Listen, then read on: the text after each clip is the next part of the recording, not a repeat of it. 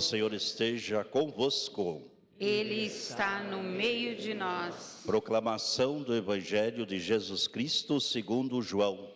Glória a vós, Senhor.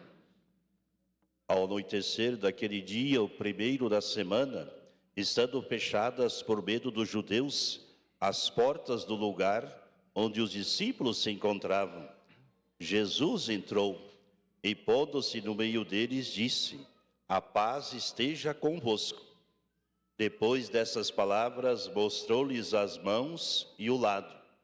Então os discípulos se alegraram por verem o Senhor. Novamente Jesus disse: a paz esteja convosco. Como o Pai me enviou, também eu vos envio. E depois de ter dito isto, soprou sobre eles e disse: recebei o Espírito Santo. A quem perdoardes os pecados, eles lhes serão perdoados. A quem os não perdoardes, eles lhes serão retidos.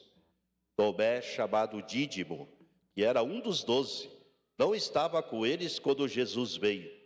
Os outros discípulos contaram-lhe depois: vimos o Senhor. Mas Tomé disse-lhes: se eu não vir a marca dos pregos em suas mãos, e eu não puser o dedo nas marcas dos pregos, e não puser a mão no seu lado, não acreditarei. 8 dias depois, encontravam-se os discípulos novamente reunidos em casa, e Tomé estava com eles.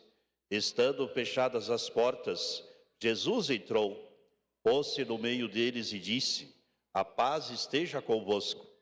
Depois disse a Tomé: põe o teu dedo aqui e olhe as minhas mãos. Estende a tua mão e coloca no meu lado, e não sejas incrédulo, mas fiel. Tomé respondeu: meu Senhor e meu Deus. Jesus lhe disse: acreditaste porque me viste?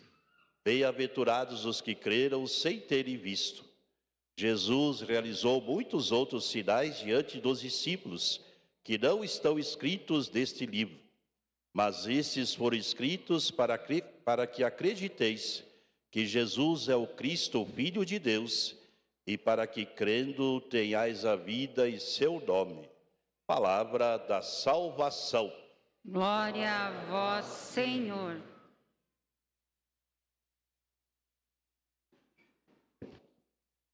Querida comunidade,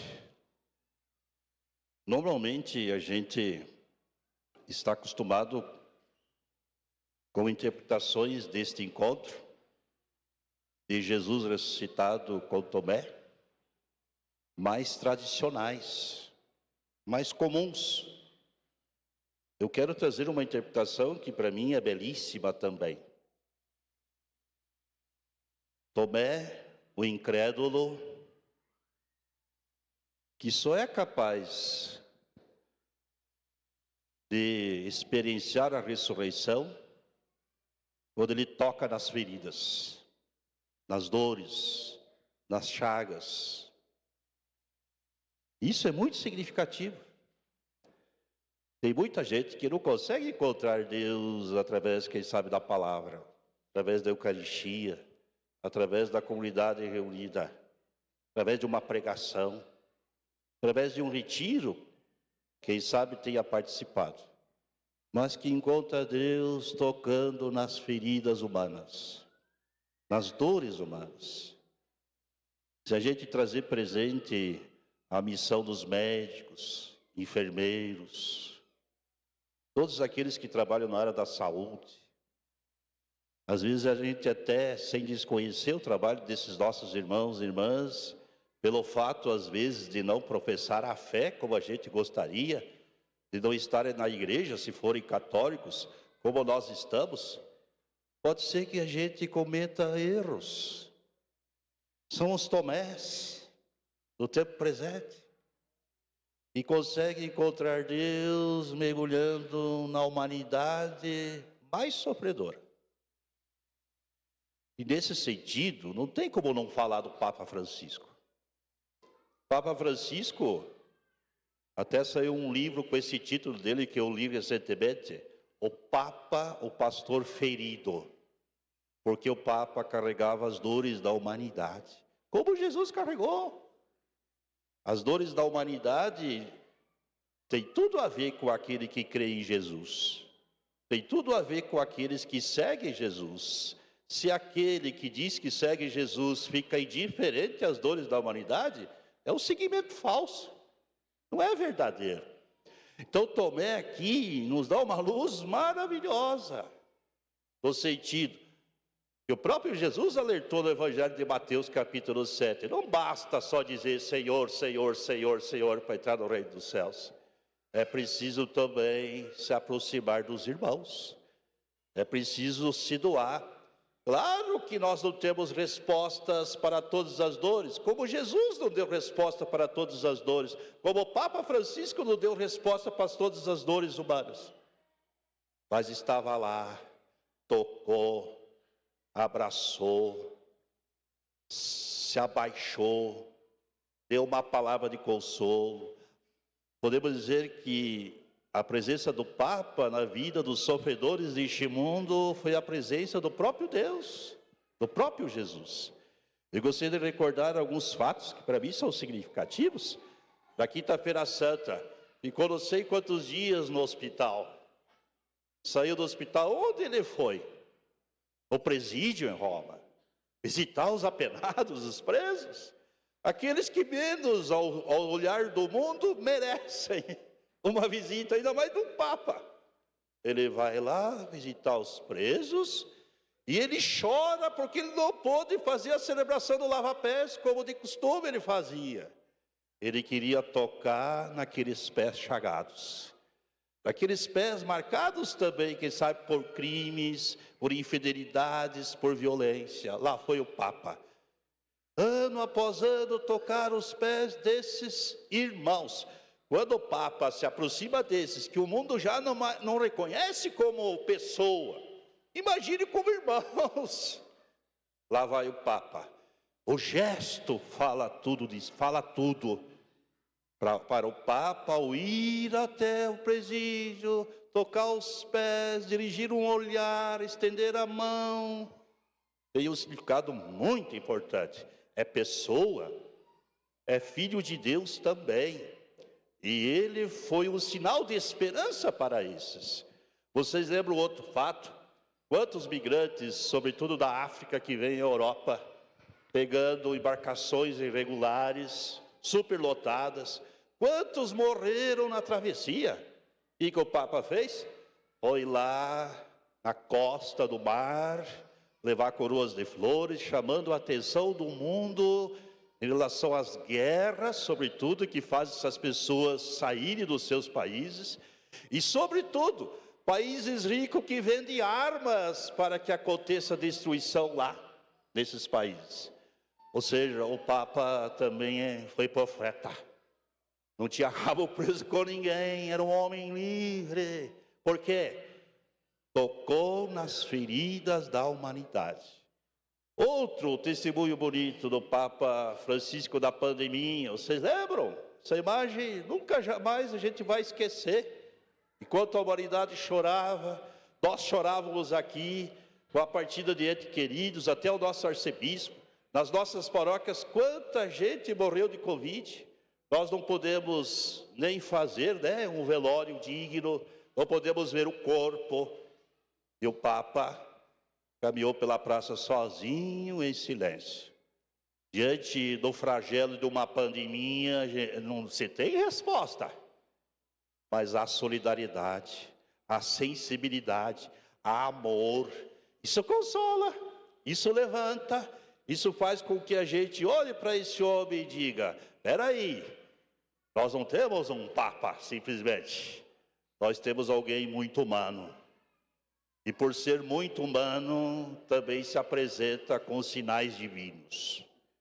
Quando Tomé toca das feridas de Jesus, nas marcas dos pregos, no lado, aí ele reconhece que está Deus.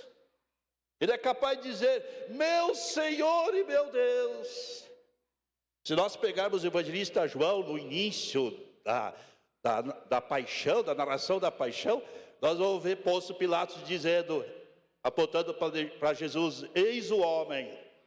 Ou seja, para Pilatos é apenas um homem, aquele que está sendo condenado, sendo flagelado, aquele que tem uma coroa de espinhos, aquele que está ensanguentado, é apenas um homem.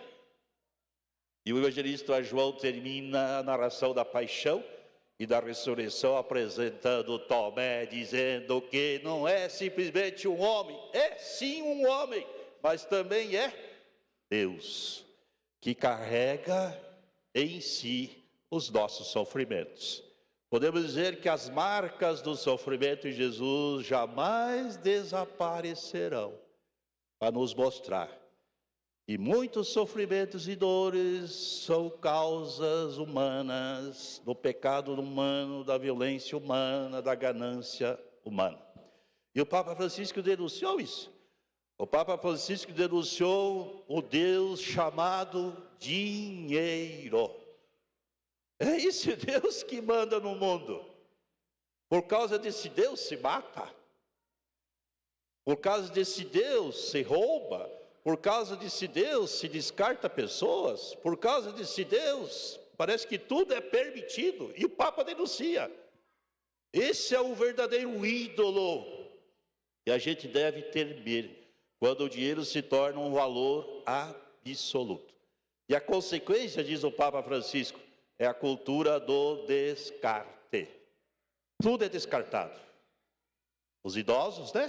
Quando começam a dar problema, quando não são mais úteis, quando não são mais produtivos, eles são descartados. As crianças, até no útero materno, o Papa denunciou, né? Diante dessa cultura do consumo do dinheiro, a criança também no útero materno às vezes se torna um problema, deve ser eliminada. E todas as formas de agressões à vida humana. O Papa Francisco, para terminar, ele também se solidarizou com toda a humanidade. Em vez de morar num palácio, foi morar num hotel. Em vez de andar em carro de luxo, carro simples. E nós todos da igreja, padres e bispos, fomos provocados pelo testemunho do Papa Francisco. Lembra antigamente? As cruzes que os bispos usavam eram banhadas a ouro, né?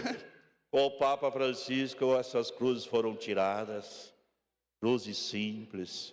Os paramentos eram paramentos luxuosos com o Papa Francisco. Até nós aqui tivemos que rever o que é essencial para a vida.